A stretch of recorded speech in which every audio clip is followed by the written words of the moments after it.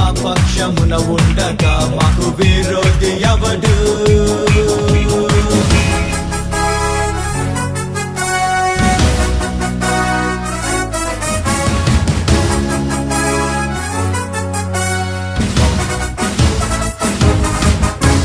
మా దేవుని బాహువే తన దక్షిణ హస్తమే, ఆయన ముఖ కాంతియే మాకు జయమిచ్చును.